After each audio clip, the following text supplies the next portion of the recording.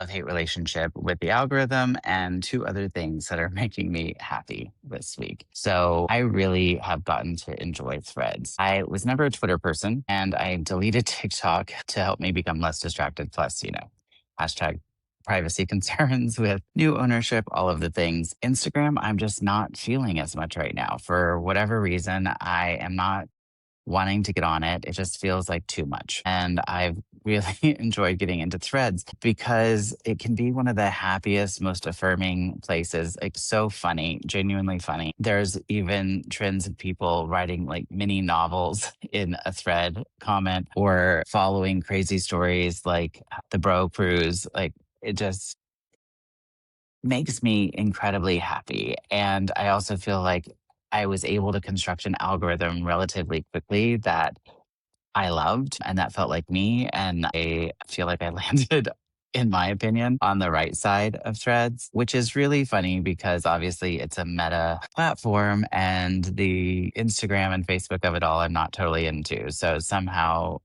this company that I have I've developed a love-hate relationship with Meta because of Threads. So that is something that's bringing me joy this week. I probably spend too much time on it now and I lurk. So I sometimes post funny things there. So if you wanted to follow, you could. The other thing that is bringing me a lot of joy this week is the opening of the Obama Presidential Center in Chicago. So a little backstory.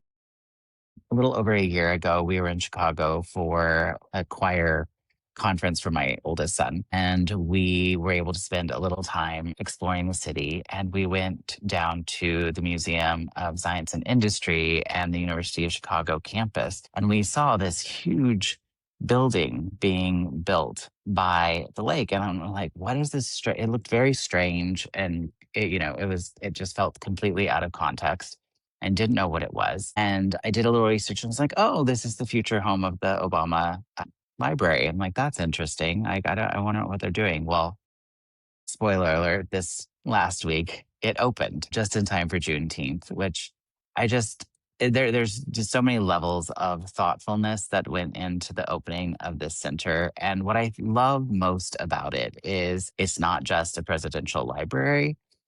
Every president has one and they build them for, whatever reason I guess help cement and preserve their legacy. But what I love about this new one for the Obama Presidential Center, it really is it's a community center. It's got basketball courts, a sledding hill, a Chicago Public Library.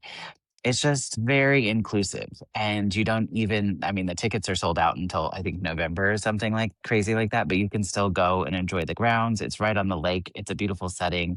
I love the architecture. Like when I first saw it being built, I didn't understand it, admittedly. And then now that I see it done, it makes so much sense. The symbolism. I love the speech carved into the top as sort of lattice for the windows at the very top of the building. And then I love the door of no return symbolism. There's a door that a very famous photo of Obama was taken in the doorway, basically called the door of no return, which is the door that people who were enslaved basically went through never to come back again. And the welcoming opening door of the presidential center is very reminiscent of the door of no return. And it just feels very symbolic and hopeful.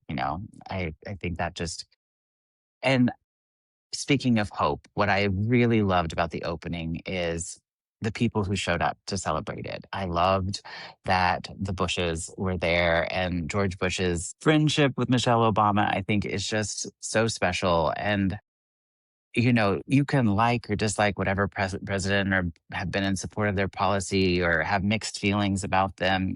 All of those feelings are valid. And then no one person or especially a president is perfect. But what I really love about seeing the Obamas, the Clintons, and the Bushes at that opening is how much they genuinely respect each other, even if they don't agree politically. They could come together in this moment. And I thought that was incredibly powerful. And, Michelle Obama is just one of my favorite people of all time. And the speech that she gave was just epic and funny and so genuinely authentic. Like, I mean, to be able to speak like that is just, she's on another level. So That's making me very happy. The other thing that is making me happy, which is kind of in stark contrast to, a presidential center and library opening, is called The Capture. If you watched it, you can find it on Peacock in the US. But it's a British show that started like 7, 8 years ago.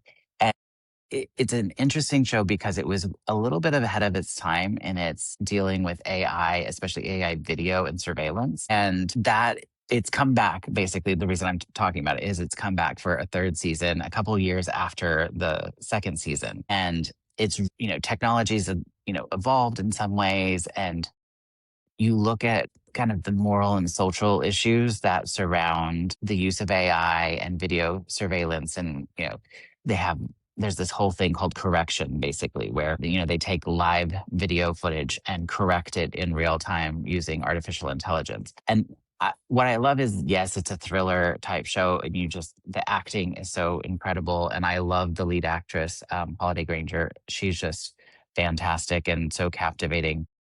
And side note, like the first season stars Callum Turner, now the, husband of Dua Lipa, is rumored to be the next James Bond. So it's got a lot of, star power and people who are just at the top of their game. But I love that it is a complicated and also entertaining look at, AI and technology and surveillance and sort of this battle that we have of dealing with it as a society, because it can be obviously used for so much good, but obviously the moral and social ramifications of its misuse are just incredibly large. And we haven't fully come to terms with how to deal with that as a society, as governments, it's all incredibly complicated. And I think the show just does such a good job of capturing all that. So those are the things that are capturing my attention in pop culture this week. Let me know,